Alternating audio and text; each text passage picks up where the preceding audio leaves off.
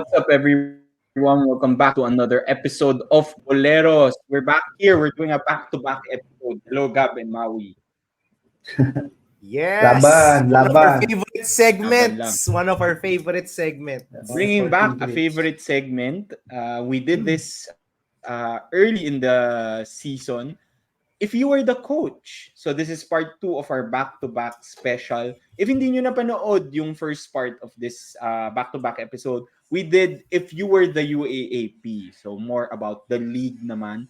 Check out that previous episode kasi we had very interesting questions. Inabot kaming isang oras. So listen in on that episode. But for today, we're bringing back an old segment. If you were the coach, and if you don't know this segment, basically we just go through all the 8 teams of the UAAP and then um, play the role of the coach of that team. So alam niyo naman, maraming mga online coaches or mga couch coaches, whatever you want to call them, na after maglaro yung team nila, ang dami ng mga analysis or recommendations sa coach. Kami, ganun kami, di ba? That's how Bolero started. So, let's play Every if you... day. Every day, coach tayo.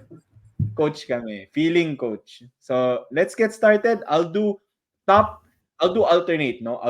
I'll base it by rankings. I'll start with 1 and then 8, 2, 7, etc., etc. And so on and so forth. So, let's start with the UP Fighting Maroons. If you were the coach, what would you do now moving forward? We're not talking about season 86. We're talking about now until maybe season 87. Let's start with you, Gab. If you were the coach, Coach Gold, medyo hawig. Medyo you have the hair. What would you do? Yeah, see, man, this is a tough one because they looked like an unstoppable team for most part of season 86. Diba? It just a couple of quarters in the finals where they looked like they didn't know what they were doing. Because especially in that game 3 wherein their offense was struggling and they could not score for 6 minutes. So if I were Coach Gould, I would really try to figure out his rotation. And I say this because I think there's a lot of confusion with regards to the rotation, especially in the last few minutes. And we talked about this, Maui, diba? Nung game 3 and game 2 ng finals, UP's depth kind of became one of their weaknesses. That they were so deep that they were not playing their main guns. Most notably, yung JD Kagulangan and CJ Cancino. So, ako, if I were Coach Gold, I would take a look at my rotation. Do I really want JD Kagulangan back? Or am I so comfortable with Janjan Felicilda already that I play them to close out a game 3 in the finals? Do I really want Janjan back? Or do I really want JD back, or am I comfortable with Janjan already handling the fold? Plus, a Jared Bahay yung coming in. Kaya may Yes, so rumors, many... diba? Jared Bahay. Yeah, but we'll get to that. Crazy. Oh, wag mo muna spoil, Maui. But, yeah, for me, I've said this already in the past. I would be okay that if I were Coach Gold to cut bait. No?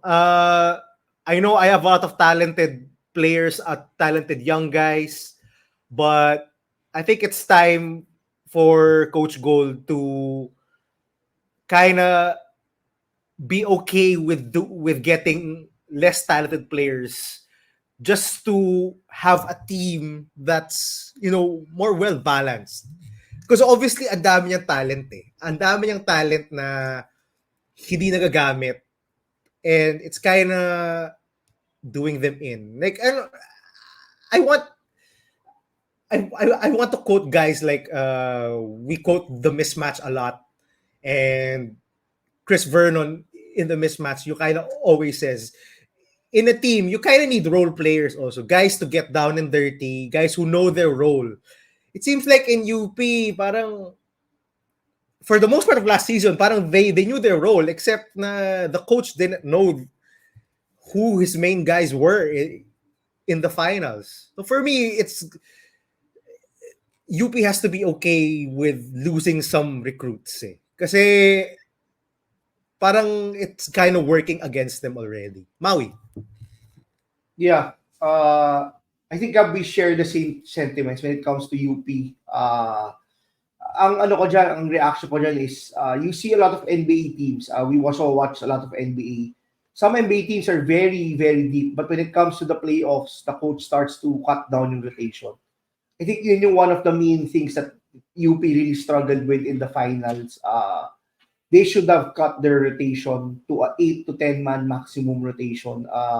It's very hard for players to get into a rhythm when they play so little minutes, inconsistent minutes. And I think that's one of the reasons why UP really struggled sa Salle nung finals. I think Salle did a good job of pressuring guys when they came in.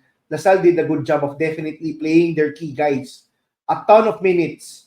So they were more top heavy, I would say.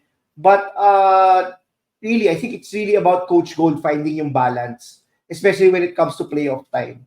Maybe you can say that they can play a tighter rotation in the finals, in the playoffs, but they continue to play a ton of guys during the regular season, especially since diba very condensed ang UAAP season. So I understand if they have a longer rotation, a much longer rotation when it comes to the regular season. But when it comes to playoff time, you really have to have, I would say, 8 key guys who play a ton of minutes. Just because you want familiarity also on the court, diba? You can't have multiple different lineups. It's very hard to get cohesion, especially with the current landscape ng UAAP, where teams have players coming in and out, diba? It's not like these players have been teammates for the past 3 years. Maybe if they were teammates for the past 3 years, then the cohesion would be different, even if they run different lineups.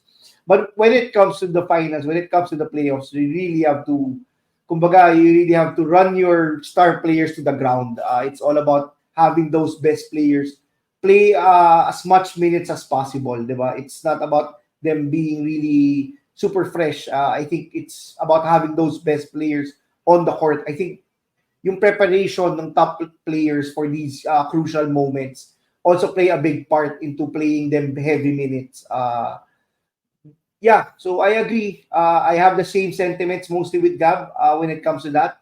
Maybe they lose a few recruits, but at the end of the day, you really have to just protect yung key guys mo, protect your gems, protect the players that you think will be in your program for the longest time. Because as Ateneo has proven during the past few years, it's not really about having the best players on the court. It's about having the best system. It's about having that best culture. I think that's very important in terms of like winning in college basketball. Not just yung talent, yung familiarity, yung cohesion ng team comes a long way. Which is also the case sa Salle, even if they had a new coach. I think yung familiarity ng players sa team really played a big part in them really getting the championship this season, which I think UP can work on naman. They have naman all the talent in the world. They have all the talent to still be considered as a legitimate contender for season 87, regardless if a few players leave. Sam.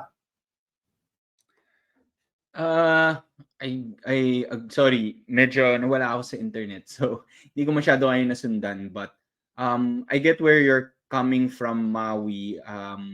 Siguro sa akin lang yung, if you were the coach na naisip ko dito is, if I were Coach Gold, I would try to focus on developing yung younger guys or yung future of the UP team.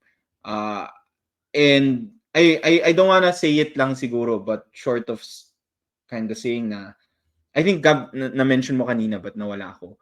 Does it make sense to have JD come back for another year? Parang yun yung medyo kina-question ko ngayon eh. Yeah, I'm not I said the same thing. No, do they really want JD back with the yeah, amount of I talent agree. that's waiting to get minutes? Do Exactly. they really want JD back? So don't do I didn't want to say it because I love JD, no? And JD was one of the best UAAP point guards. Pero we're thinking about yung future ng UAAP eh. So yun yung medyo mahirap i-balance eh. This is really going to be a very different team next year because, wala na si Malik, wala na si CJ. So a lot of the championship players are long gone. So makikita natin yung maybe kinulang sa UP this year was development of the other guys, especially their forwards or wings. Torculas was actually got better eventually. Si Mark Belmonte has so much talent, so much potential, pero needs more playing time or more development. You also have guys that are barely playing any minutes like sina Luis Pablo, Gagate, who are top recruits. So for me, that's sort of where I went into. Short of saying na if I'm Coach Gold, do I really want JD to come back? Because I really have so much respect for JD and he's one of the best UAAP point guards talaga. But I'm just thinking about yung future din ng UP. That's more of where I'm coming from. So yun, I would focus on developing the younger guys or the new guys at least. Sige, let's move on. Number 8, USD. If you were the Coach Pido Maui, what would you do? Ako, I would shy away with this strategy from even from before. Even when he won the championship, it was because of the Gulat factor. I mean, UST with Coach Pido historically does not compete dun sa mga off-season tournaments because they want that Gulat factor when they get to the UAP. I think it's different right now. The landscape in the Philippine basketball and college is very different. It's connected to what I said nung sa UP. It's very important that your team has established a culture and yung stability and yung cohesion. So definitely, I would play UST a lot of games sa off-season, especially since they have a lot of recruits coming in, both FSAs and local players. So if Coach Tab, even a coach that's not known for competing sa off-season a lot, competed this off-season just to get familiarity sa players nga, then definitely Coach Pido has to go that route. I would say that they have to shy away with that Gulat factor strategy. These players were clearly not prepared to face yung UAAP teams when it opened up. They might not have had the talent, but unfortunately, I think yung familiarity will go a long way. The UAAP basketball kasi is a different landscape, di ba? Even if we really have to get reps versus the other teams. You really have to understand yung capabilities at yung tendencies ng other teams, yung players. It will go a long way sa offense and how you attack the defenses of the other teams. I think they have to compete a lot. We cannot have a UST team that is not seen until the UAAP season, similar to what happened this season. Those are my thoughts sa UST. Gab. Ako, actually, I don't think a coach like Coach Pido can actually change. I mean, he's been coaching for so long already. I think he has a set style. I actually agree with what Sammy said in our first edition of If You Were the Coach and Coach Pido. I would actually promote myself to program director and get new blood as a coach. Okay. Yes, I'm sorry, Sam. I agree with you on this. I think his style of play is just not fit anymore for modern basketball. And I think if UST were smart, they'd get a coach who's more willing to adjust, more willing to bring in new strategies to the UST program. Balik na si Coach Bal. Maybe. I mean, Pero may rumors din, di ba? LA Tenorio could get UST, sabi. Interesting. I won't be surprised. I won't be surprised. I mean, the San Miguel Corporation or the San Miguel Group kind of handles that. He's been with Ginebra a long time. He just got back from recovering from cancer. So I won't be surprised. But yeah, for me, I'm sorry to Coach Pido. I think his style, both his interaction with the players and his playing style, are kind of being outdated already.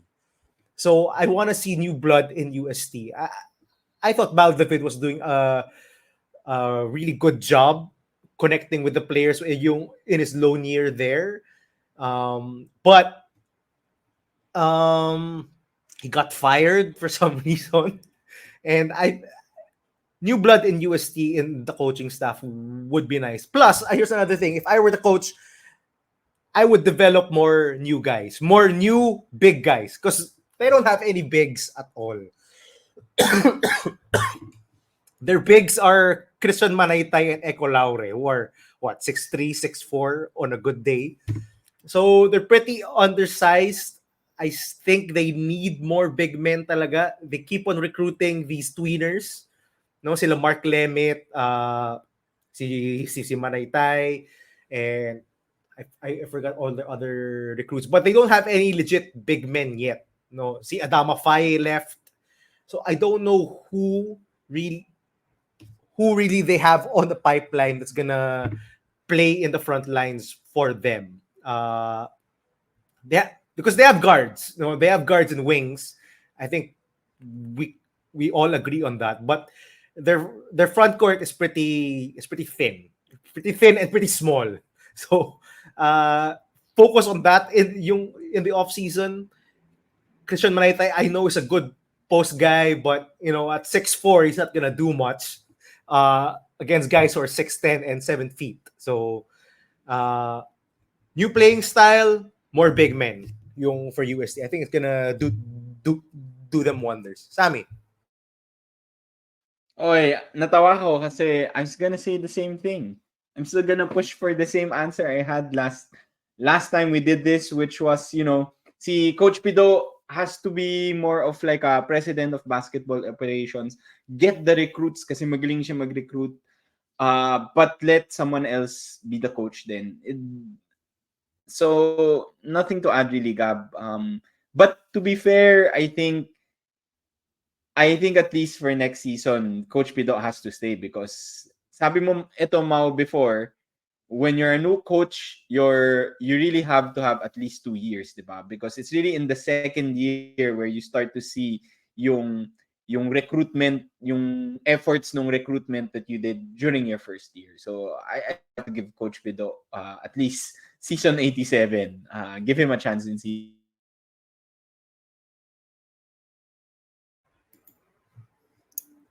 I think we lost Sammy. Maui, no?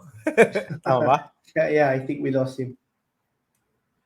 Okay, so let's move on to the De La Salle Green Archers. Maui, if you were Coach Topex, what would you focus on for next season or for this off-season? Yeah, I think very straightforward yung what Coach Topex can focus on for me. I think it's doing exactly what they did last year. They should start to train early. They should continue yung stressing the importance of fitness and eating the right things. I think LaSalle really did a good job. Si KQ talked about this before na they also hired, I think, a personal chef for the nutrition of the LaSalle players. Definitely, them starting to train early paid off big time, especially in the finals. Yung cohesion talaga ng team, you can see, I think Gab, you mentioned this in previous episodes. They were even praying, di ba, nung start ng game. It was really them showing yung unity nila as a team.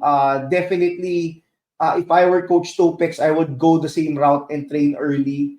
I would try to get as much reps as possible also for the potential replacement of Evan Nelly and Mark Nonoy. Yun yung big gap nila for next season is yung point guard slot. Definitely KQ coming back is a big thing. If we had this episode like a few weeks ago, then maybe I would have said that do everything you can to keep KQ. But KQ is staying. So yeah, I think right now it's really about them finding yung right combination, right pairing with Kevin Kiambao and Mike Phillips. the development of the LaSalle players has been really astonishing this season. Kakaiba yung development. I think we've been saying this since the Phil Oil tournament. You don't see Mike Phillips handing the ball during the previous coach, nung si Manong Derek. Yung trust sa players is different. I would do the same this offseason. Despite winning the championship, I would be even hungrier to get a back-to-back championship, especially since you don't know if Kevin Kiambao will still stay for another year after season 87. Yeah, I think those are my thoughts for LaSalle. This team has really blossomed. I'm really happy that Coach Topex was given the opportunity. And he has proven, I think, all of the doubters wrong, definitely, with how they manhandled UP in the finals and how they really outplayed UP with the game plan that they had. Definitely. Gab. Sam, you wanna add something before you mawala ka ulit? Oo nga eh. Sorry guys, sorry, my internet. Actually, for LaSalle, parang wala naman masyadong kailangan gawin or isipin, especially because they're defending champions. I agree with Maui. If this happened a few weeks ago, I would have also said, beg KQ, lock him up, keep him inside the Taft campus and tell him, don't leave. Let's come back and win another championship. That's what I would have done. But now that he's coming back, they're more or less set. Even Mike Phillips also said that he wants to play for LaSalle, continue to play for LaSalle. I think Maui, you mentioned yung point guard spot which would be the most problematic for them since Nele and Nonoy are leaving. But you guys have been super high on David, and I really think they have a very solid and great point guard for next season with David still playing for LaSalle. So I actually don't think they're gonna lose a lot just because David is still there. So may continuity pa rin. But definitely losing Nele is a big loss. But if you're the defending champion, wala ka masyadong problema or wala ka masyadong iniisip. I think that's it. Ako, I don't agree with you guys. I think they have a big hole to fill in the backcourt, especially at point guard, with the loss of not just Evan Nele, but Mark Nonoy. So Mark Nonoy, yeah. Their front court, I think, is pretty set. They have KQ, Policarpio coming back, Henry Agonane is coming in. Agonane, yeah. Raven Cortez, I think, is still playing. Mike Phillips is still there. So their front court, pretty solid. No, yung wala na si Joaquin Manuel, pretty solid. Diba? So champion yun, Gab. Champion yun. Yeah, but for me, their backcourt has become pretty thin. And if you watch LaSalle, both in the elimination round and in the Final Four and finals, they rely a lot on KQ for playmaking and as well as Evan Nele. And with Evan Nele gone, you're gonna give all of the playmaking to KQ. I think you need at least one more guy to be that playmaker for you. While I do love EJ David, he has not shown to be the guy that could play make it. He's more of a set it up guard, a physical defensive guard, and you give him and you give it to him to shoot. He hasn't been consistently the hub of the offense for LaSalle, especially when he's on there without a KQ or an Evan Nele. He's more of that. I think he's fit for a backup point guard role, si VJ David. If I were Coach Topex, I would focus a lot of my energy trying to find a replacement for Evan Nele. While it's hard to replace an Evan Nele, they have to do their best to find a point guard who's capable enough to run the offense and make plays for him, for the team and for himself. Maybe it's someone from the team B, maybe someone like Prince Alaw, who had some bright spots in the PBA D League in this past season, in this past off season. Maybe it's Jared Bahay. I think it's maybe it's from outside the LaSalle program. You may be Jared Bahay. Maraming mga gana sa'yo na UP, Maui lang yaka. No, it's a But crazy yeah, off-season. We Atenista. expect a crazy off-season. Yeah, that's yeah. true. So for me, the point guard is a priority position for Lasal. Yung whether it's someone who's already coming up from Team B or maybe it's someone from outside the school that they can use to fill up that playmaking role that Evanelli left, because it can't all be KQ. It can't all be KQ. I mean, I think that's pretty apparent. Okay, next. Tommy.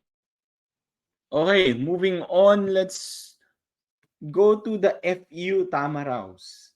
So if you were Coach Denok Miranda, what would you do? Maui. Bring back Olsen Racela. No, just kidding. Uh, Grabe. Hindi kasi Grabe to si Maui. no, I said that comment because as we mentioned the whole season, they basically run mostly the same stuff. I think that is the most important thing. Them really working on yung playbook nila this off season.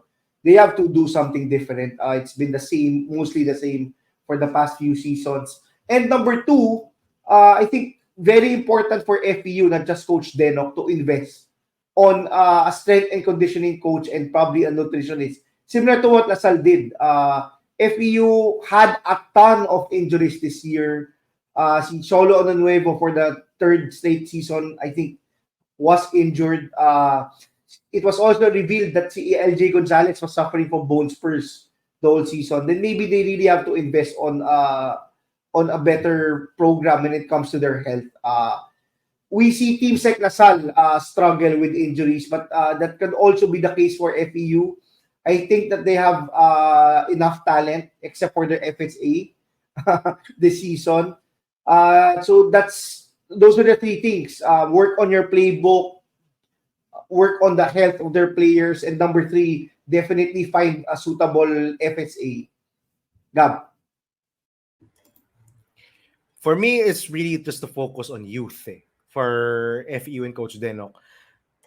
We know their juniors division is stacked with talent, and most of them, if not all, are already committed to FEU.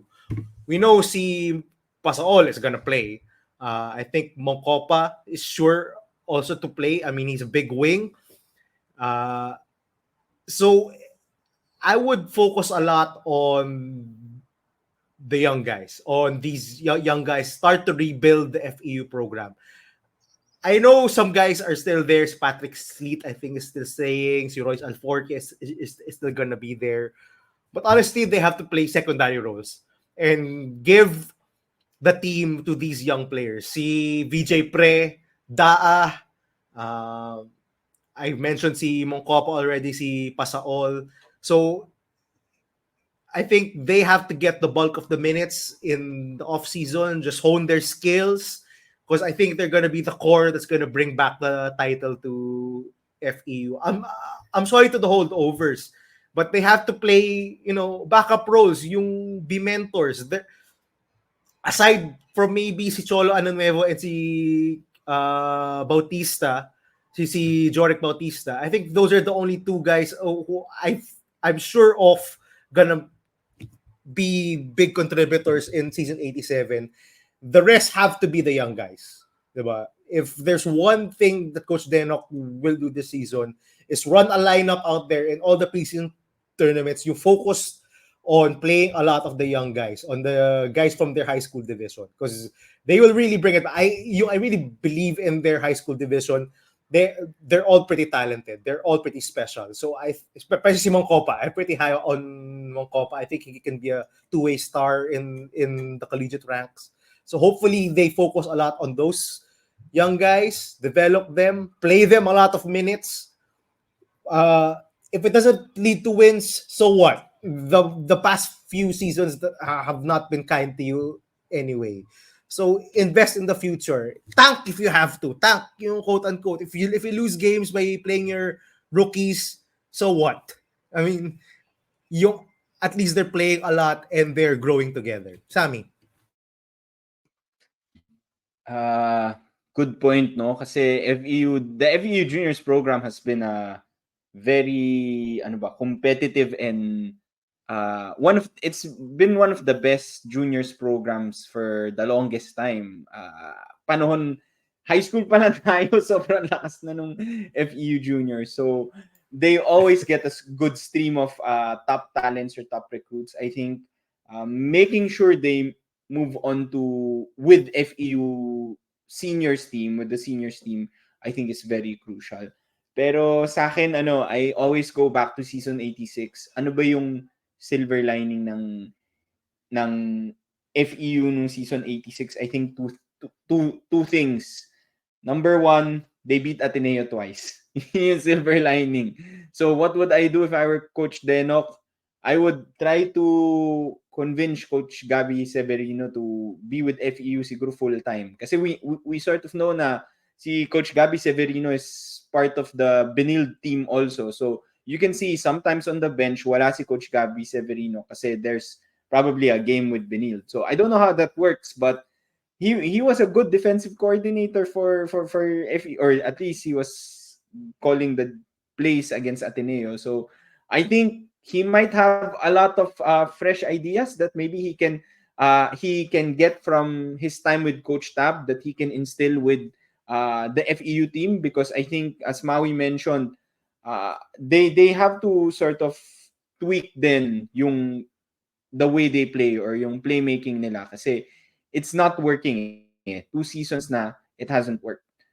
Second silver lining for me, sa akin si I forget ano pangalan nung breakout star nila na shooter, si favorite mo, Gab? Joric Bautista. Joric Bautista, yun. Bautista. Iniisip ko last name niya.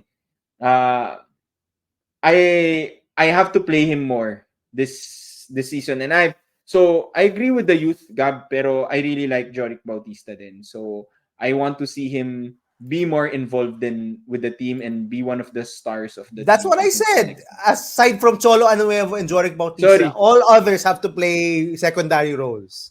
Sorry, sobrang choppy. Sorry. My bad. Hindi ko narinig yun. But, so I agree with you, Gab.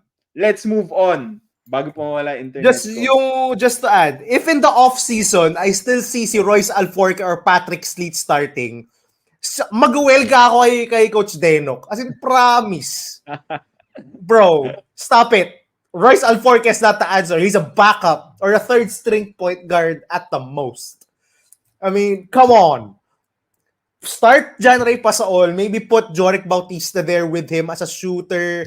Then put in Kirby Moncopa as a tall 3-man. BJ Pre, and then whoever your FSA is, start them at center. Start your young guys. Start them now. Let them grow together. They're so talented. I love their juniors division. They should focus all of their energy on those guys. Not anymore the Royce Alforque, si Patrick Steele. They had their time already. It's time for the young guys. Mag-well ka talaga ako, Coach Denok. Narinig mo yun, Coach Denok Miranda. Let's move on. NU, number 3. NU Bulldogs. Gab, ikaw muna. Your favorite team from season 86. Langhiya sila. My goodness sake. Swerte sila na hindi sila umabot sa Boleros of the season na listahan natin because they were on my list. Yeah, but for me, I don't know if Omar John is still eligible. I think he is. He wasn't, singing the alma mater in their final game at the front. So I think he still is. But if he is still eligible, I would cut him. I would just cut Omar John from the team and just play Mo Diazana, because I think Mo Diazana is gonna be much better than Omar John. Baka he performed well no preseason, diba? He was pretty good. He matched up pretty well with Malik Diu. Diba, Gab? You remember that game? Yes, he did. Yes, I do. And I watched him throughout the whole offseason.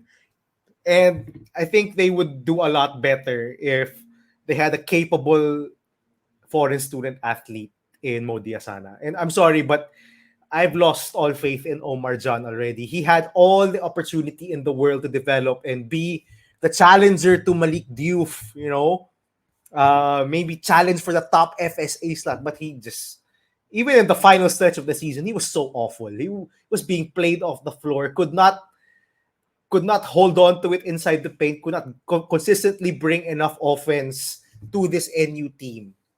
And honestly, I think they have to cut him and go with Mo Diazana. Aside from that, I would focus a lot on of my efforts for the team to practice shooting. Bro, just you gotta shoot more. You gotta get more playmakers. I know they have the shooters that were in the preseason last year. Paolo Francisco, I think, was one of them. They had this other guy from CEU who was also a shooter. So if I were them, play them more. Malonzo's not there anymore. I'm sorry, but Parks is not the answer. He can't shoot. LA Casanilo is not the answer. He can't shoot, and he has a shaky handle as well. Your guards are set. I think your three guards are still there in Steve Nash, Kian, and si Humamoy. I think they're set. But it's your wings. It's your wings that you have to focus on, because their wings gave them nothing except for Jake Figueroa. And they need shooting. They need playmaking on the wings. So, yeah, that's it. I mean, such a disappointing end to NU. They're still in contention. I think we're all convinced of that. There's a pretty solid team, well-coached team, and they just have to figure out their offense, because their defense is good, but they have to figure out their offense. They have to get other weapons to score for them. Aside, we've seen Jake Figueroa take his game to another level. The other guys have to take their games to another level, including my boy, PJ Palacelo. We have to get PJ Palacelo. I'm Kala ko not hindi mo letting, babanggitin eh.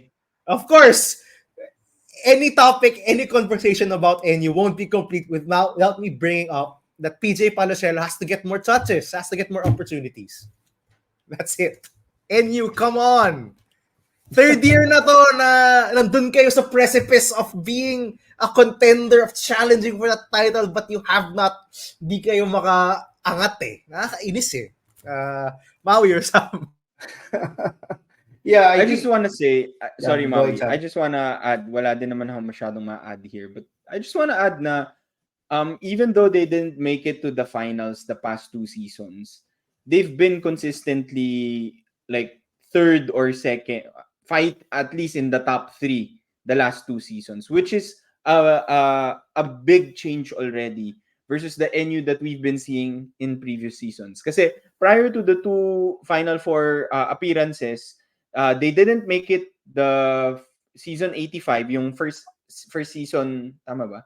First season nung pandemic, they didn't make it. And then prior to those seasons, they were a bottom team, diba? They were cellar dwellers. So I think, to be fair to NU, and I think Coach Jeff Napa actually mentioned this during his parang press conference at the end of the season.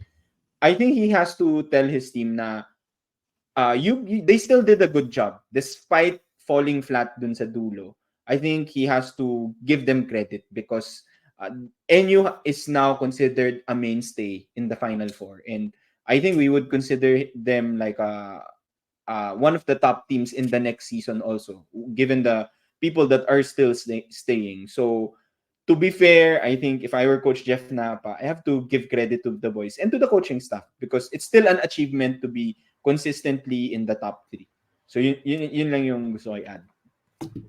Totoo naman, Sam. Just that for us mga fans or even fans ng Sayang. Mga basketball fans and NU fans in general, sayang eh. Kasi nandun na kayo eh. Kailangan nyo na lang erase yung level ng game nyo to the level of the likes of LaSalle and UP para to win that championship. I mean, I'm sure NU, alumni NU fans are hungry for one more title. But it's been mag 10-year anniversary na ata yung championship nila. So, I think Huwag na maghintay ng 40 years ulit ang point gap. Yeah.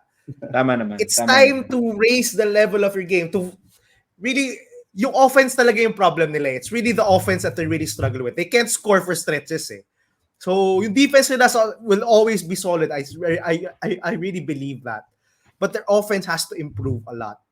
It's the same story from season 84 from season 85 to 86, now to 86 to 87. The offense is still the problem. So shooting, playmaking on the wings, they need that. Maui. Yeah, I think very valid yung points nyo. This NU has the same question coming into this off-season from what they had last off-season. How do they raise the bar and get to a championship contender, not just a Final Four contender? I think this season they fooled us nung first round, showing us that they can be championship contenders and ending the season on a sour note, similar to season 85. But I think one of the main things that they really have, Tinambakan, diba? Tinambakan ng Lasal. very bad ending to the season. Tsaka very bad performance, not just on that game, but really on their last few games, just to secure that twice to beat advantage. I think the biggest question really for NU, yun nga, is how they can raise the bar for next season. And I think it really has to also do with recruitment. They have to get a wing player that's really that they can develop to be a star. If you look at yung past championships ng UAAP, generally speaking, if you look at yung landscape for the past probably 2 decades, the championship team usually has the best, if not the best player, probably a top 3 or top 5 player in the league. I think that's something that NU is lacking. If you look at any championship team in any sport, in any leagues in basketball, generally you have one of the best players part of your team. That's something that they have to work on. If it's gonna be Kian Baklaan or Humamoy or whoever, Jake Figueroa, whoever has to step up to that mantle, or another recruit. It's very unusual. It's unusual for a team not having a star player win the championship. But they did it. I mean, they did it naman with their team when Bobby Ray Parks left. They won a championship. But what I'm saying is that's very, very unusual to happen. So one of the things really to work on in recruitment, yung NU juniors division team nila has been very strong throughout the years also. So they have to protect those. sila eh. May FSA sila this season. May FSA sila this season. They have to protect those players if they want to compete. They can't just keep on losing those top recruits to top schools. I mean, it's understandable naman since it was Coach Gold who handled those players also. But yeah, definitely one of the things they have to work on, I think, Gab, I agree with you, they have to move on with Omar John. Thank you to Omar John for those serviceable years, but they have to move on to a guy who has a higher ceiling. Maybe it has to be si Jakite, tama ba? What's his name? Si Mo Diazana. Diazana. Yeah, sorry, Jakite pala is an Adamson FSA before. UE Adamson, yeah. So yeah, definitely they have to do something different. They have to take that risk. They have to take that risk that they can fall a few notches below to be able to get higher. Maybe it's talking about Omar John talking about the FSA role. So they have to take a risk for them to get higher. It cannot be that it's like this every year, unless if they're really contented with this. But based on what Coach Jeff has been preaching, it's been championship or bust for them also this season, or even just to get to the championship round, diba? They have to keep on improving. There has to be other players to step up. Figueroa has shown that they are capable of developing players. Definitely, that would go a long way if they have more consistent guys. Sam. Okay, that's it for the NU Bulldogs. Let's move on to the next team, the UE Red Warriors. If you were Coach Jack Santiago, I think I know where you guys might be going here. What would you do for season 87? Gab? The obvious answer, of course, I think, for all UE fans is convince Ray Remogat to stay. Yes. But my answer actually would be, if I were Coach Jack Santiago, I would protect Precious Momoway from all outside interference, from all outside voice. Take away his phone. They're not allowed to contact anybody. Because honestly, I think Precious Momoway is going to be special with just ta- a just some development come his way, because you can see the talent and the basketball instincts and the nose for the ball that he has.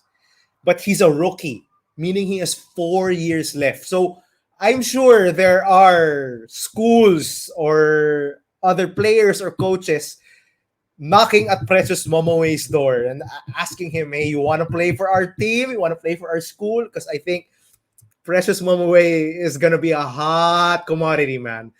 4 years left of eligibility. Still pretty raw, but can put up the raw numbers he put up this season are amazing. If he wasn't suspended, he'd be sure in for Rookie of the Year ahead of Francis Lopez.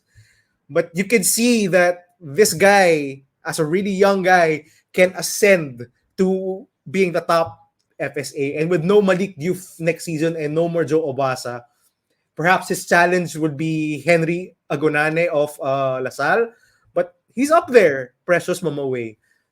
So I know si Remogat yung star, and he has expressed his willingness to come back to UE next season. But si Momoway, I think, is the more dangerous one to lose, because honestly, kung wala si Momoway, then nothing's gonna happen with him, even if Remogat stays. Momoway is the key for me. I would protect Momoway at all costs. Just protect him. No way. You're not leaving UE. Summer Maui. Uh, Good point, no, Gab? Kasi if you remember, if you watch the previous seasons, matagal nang walang FSA si UE eh. The season prior to this one, all Filipino lineup sila. So, they finally have an FSA to begin with. And Last minute din, they di ba? found Si Momoway last this season. minute. It was supposed to be Delvion Jackson, I think. And then they found Momoway. So, they have to protect that asset. So, hindi ko yun naisip, but I just realized, nga, no, hirap na hirap sila makahanap ng FSA. So, Precious Momoway is precious to UE. No pun intended. Maui. I love that. I love that. Yeah, Maui. I think yun yung biggest blessing ng UE last season was getting that eligibility for Precious Momoway for this season. A year in advance than they expected. I think they expected him to be eligible for season 87, but when they lost Delvion Jackson, they did everything that they could to get that eligibility for Precious Momoway. So yeah, I agree with Gab. Definitely that's the most important thing for UE. Both keeping Remogat and Momoway. Definitely yung ceiling of both players are very high. Remogat in just 1 year has really blossomed into a star. I wouldn't be surprised if he wins MVP next season. I think he was second only to Kevin Cambao this season. With Lasal being a better team, probably si Cambao would get less minutes, similar to what happened to Malik this season. But yeah, it's really about continuity. I preached that the whole episode. The most important thing for the UAAP is yung continuity and fluidity ng team talaga. Building that culture was very important. I think this is the off season that UE gets that if they retain Momoway and Remogat.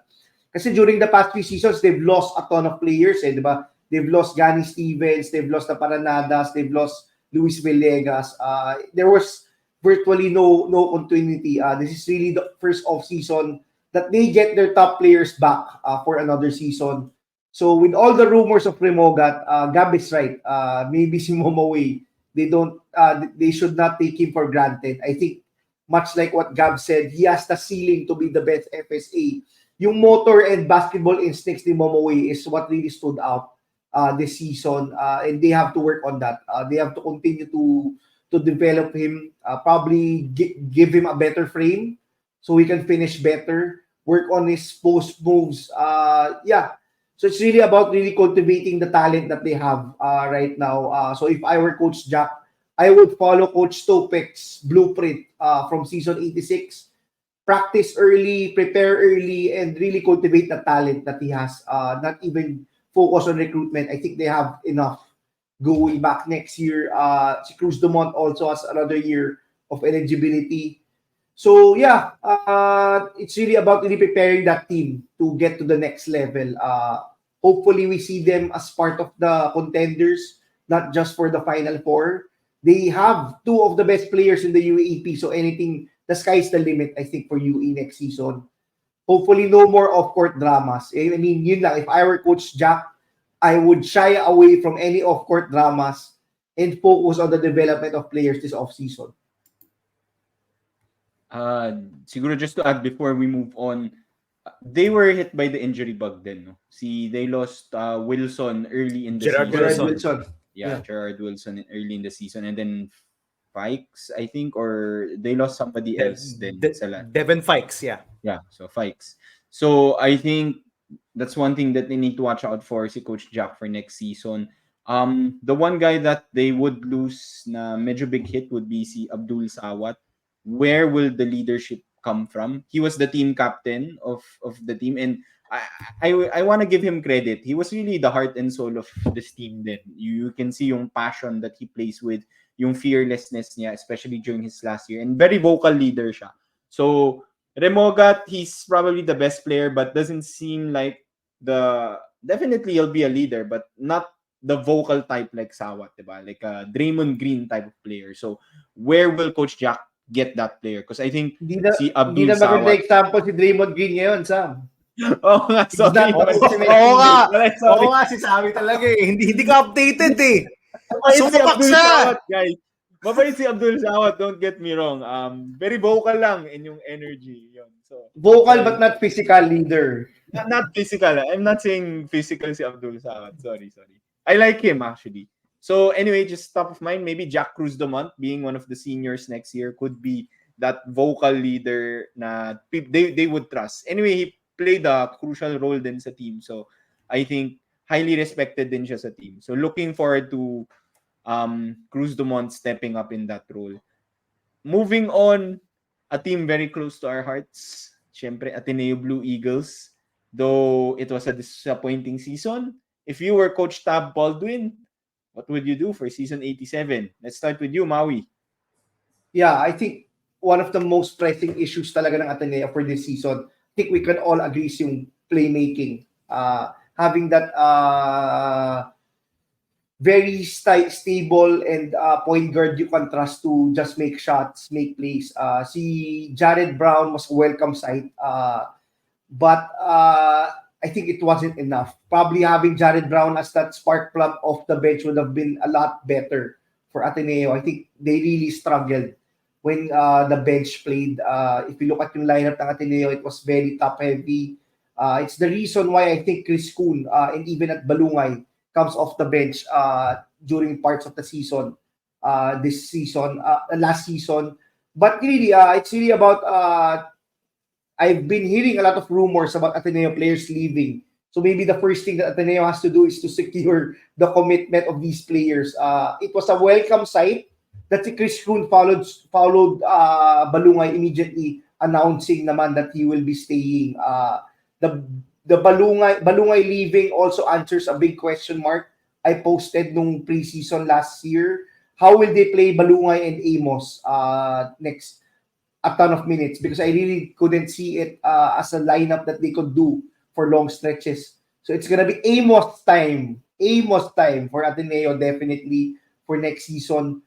Mason Amos will finally be unleashed for next season. I wouldn't be surprised if he is one of the top scorers for next season. I think the biggest question mark for Ateneo is if he will be capable to match up, defend players like Kevin Kiambao from other teams. It will be a big question mark. Ateneo has to have a game plan to shield the deficiencies of Mason Amos sa defensive end. Or we see naman glimpses of Amos being able to match up pretty well also with the front court of other teams. So maybe he can develop more on that. But I would have to go on what Coach Tab mentioned during one of his last press conferences. I think Ateneo has to prepare better, has to train better. They have to focus more on development of players and less on competing in different leagues. I think Ateneo overshot yung ano nila, yung showing nila in other leagues, and it was warranted because he wanted the players to have a familiarity since a bulk of the players from Ateneo were Phil-Am players or Phil foreigners. So definitely Ateneo just has to go back to the drawing board and get back to championship level basketball. It's gonna be a long off season for Ateneo. They probably have to get a ton of recruits also. We'll see news from all of these schools. But I wouldn't be surprised if Ateneo was very aggressive in pursuing a point guard this offseason. I think there are already rumors that Ateneo is trying to get Jared Bahay back from UP. Coach Tab watching the championship match of Jared Bahay also didn't help with the rumors. So maybe we'll hear more about that in the coming weeks. But for Ateneo, it's really about. I really think that this team has a lot to show for. They've shown glimpses this season that they can match up with anybody. The main thing is really about getting that consistency from game to game. Not just playing good basketball when you go up against the top teams. The loss against FEU, those two losses were really a shot in the back for Ateneo this season. They have to take every game seriously. They have to win they have to play hard every game. Definitely for Ateneo, it's really about really cultivating yung talent that they have. It's about really preparing them better for next season. I think si Coach Tab has been saying this since the first round that he expects this Ateneo team to peak during season 87. So we'll see what Coach Tab has in the bag for next season. I really think that they have enough talent to contend, as shown also with their games against Salle and UP, the top two teams this season. Hopefully we see a better Ateneo team for next season. I mean, but it might be Coach Tab's last year. So Ateneo has to go all in also for next season. Gab. I have a couple of things that if I were Coach Tab that I would focus on. One, thank you to Chris Kuhn for announcing early so I can go in on you, Chris Kuhn.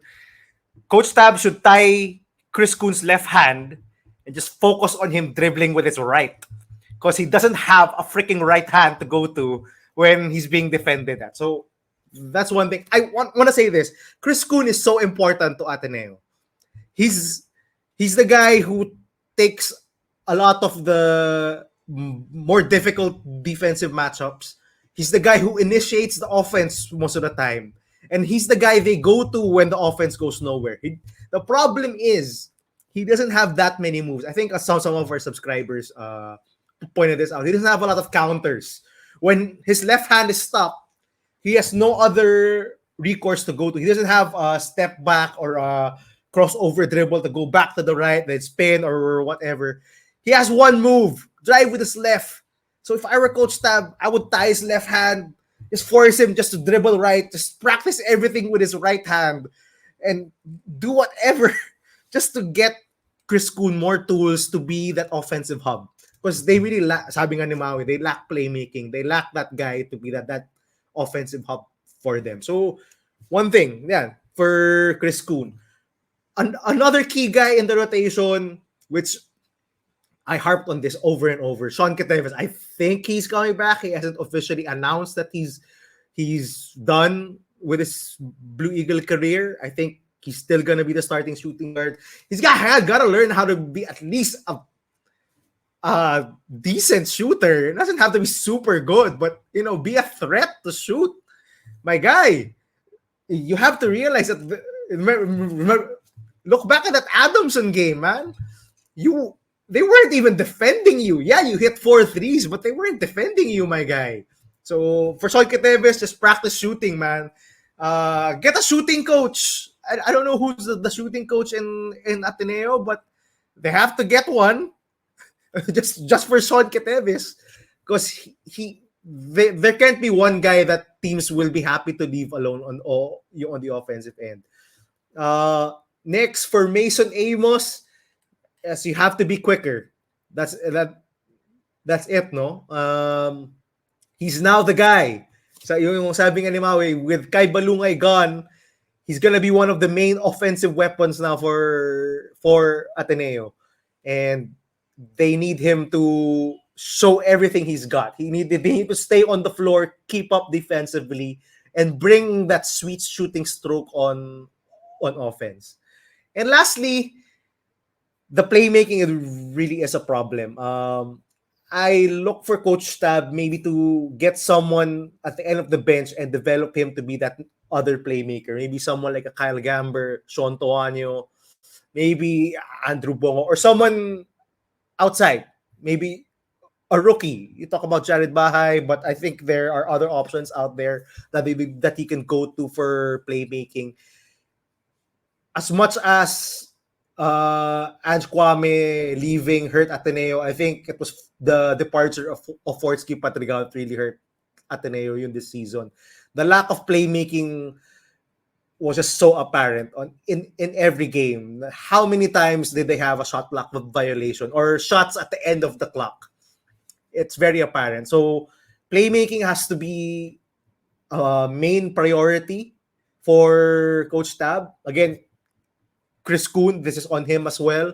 But they have to get someone else. They have a lot of recruits. I'm sure one of them can hit. Diba? Sammy? So I agree. Actually, yung sa akin is very similar to what I said about UP, which is really to focus on youth.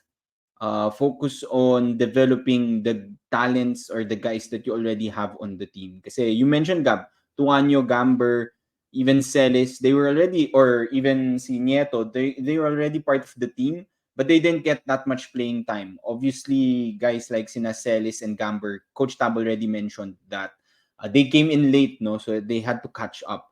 So now is the time to really focus on developing those players and getting them up to speed so that they can play and compete next season. Kasi you already have a lot of young guys in Team A and in Team B waiting. You have guys like Demisana who didn't even make the team, diba? So for me, if I'm Coach Tab, I have the talent, as you guys mentioned. I think it's time to get them up to speed and get them ready for season 87.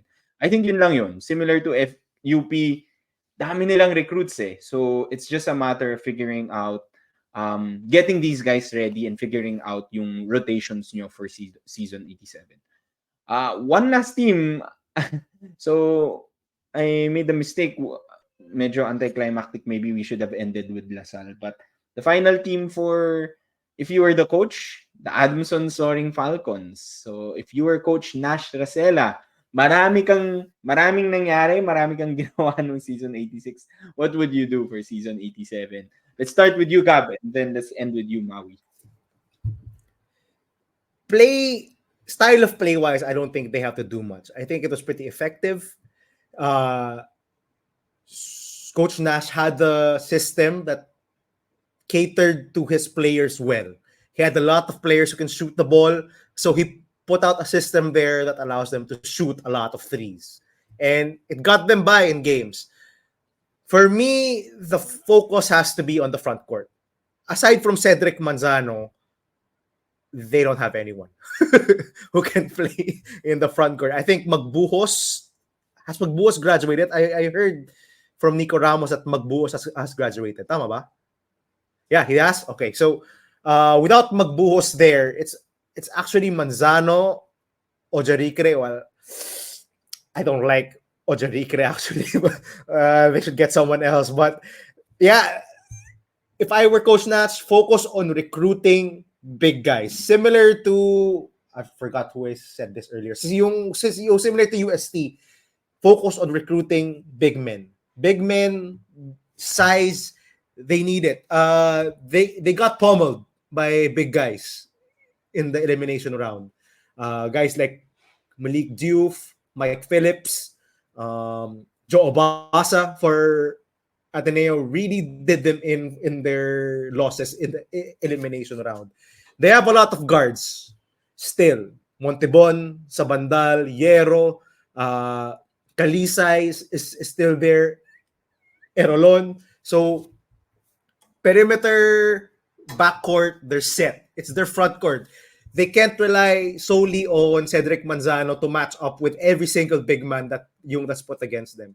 They have to get someone else. They have to get more bodies, more capable bodies to match up with the bigs of the UAAP. If they can develop si OJ, maybe, but he seems pretty raw to me. So maybe if they have someone else that they're eyeing, go get them. Their juniors team is pretty stocked as well.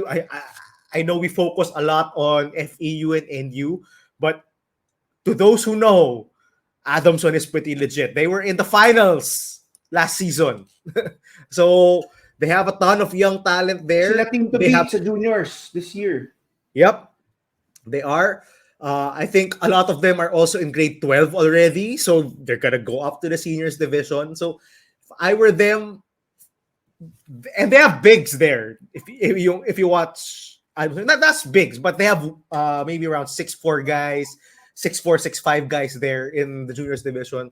So I would bring them up to the seniors division as much as possible, get them to play the wing or maybe the power forward slot, and I think that will do wonders for them because they have good guards already, good sweet shooting guards already. The front court needs to catch up. Sam or Maui? Let's end it with you, Maui. Yeah, I think si Gab harped on this a lot kanina. It's really about player development. With Magbuhos and Lastimosa finally graduating for your Adamson, it's really about developing their guys. And it so happens that even their juniors division are the team to beat sa junior. So it's about retaining those guys and really developing yung relationship and developing yung game nila. If I'm not mistaken, a lot of PhilAm players are also going to Adamson next season, similar to UE. So yeah, it's definitely about developing these players for the future. They can finally start their rebuild. I think when it comes to Coach Nash naman, there's no such thing as a rebuild. Definitely the Adamson team will be fighting for a slot for the Final Four next season. But my one wish for Coach Nash for next season is to stop with the off-court antics and to try to really be a better person when it comes to handling issues when it comes to the media. He has clearly lost a lot of respect and a lot of fans this past season with all of the off-court antics and how he handled different issues with Adamson last season. So definitely when it comes to on-court matters, he has proven that he has the capability of maximizing any lineup that he has. So it will really boil down to player development. And dun sa wish ko, I hope that he stops with the off-court antics because these things can make you a villain. These things can make you fireable despite having a successful season somewhat with what lineup he has. So yeah, definitely those are my thoughts for Adamson. I wouldn't be surprised if they still continue to be a Final Four contender for next season. They still have most of their players are coming back, so they have that advantage of stability, and they can continue to develop these players. Hopefully, they also find a better FSA. I think they were really caught off guard also from the departure of Duanga this season. I'm not sure if it's still gonna be Ojarike for next season.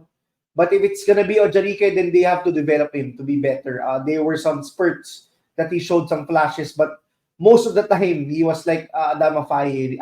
He was like Mo Fati, really struggling to be played on the court. So they really had to rely a lot on small ball lineups with Manzano playing the 5. So yeah, those are my thoughts for Adamson basically. Sam, take us home. Good point. I guess just one thing to add, tama kayo Gab, Maui. Adamson also has one of the better high school programs. Siguro the one thing that I wish lang for Adamson is for Coach Nash is, although most of the Adamson high school players do end up with a high school team, guys like Sina Erolon, I think Hanapi, sa Bandal, I think all came from the Adamson program if I'm not mistaken. But Jake Figueroa was their last MVP, came from Adamson and was recruited by NU. So I think protect that high school program. Again, it's trying to figure out how do you ensure yung mga top recruits nyo from your high school team end up going to your seniors team. So siguro yun lang yung one wish ko din for Adamson because they do have a very strong team. So that's it for today's episode Si of If Justin You Were to Be Garcia and si Bon Salida sa Adamson Ben Salida. Juniors. Watch out Yun for ang those hanip. two. Bon Salida hanip. Those two guys, man, are awesome. So question is, saan sila pupunta? That's the question. So that's it for today's episode. Comment down below what you guys think about your teams and what your coaches or maybe the management of your teams should be doing or should be focusing on for season 87. Mahaba pa yung malayo pa yung season 87 pero pinag-uusapan na natin dito. So comment, like, and don't forget to subscribe because we'll continue to do content about UAAP all throughout the year. So kahit kita nyo man, kahit Christmas season, Christmas break, New Year, meron pa rin tayong content. So just subscribe to the channel, share it with your friends.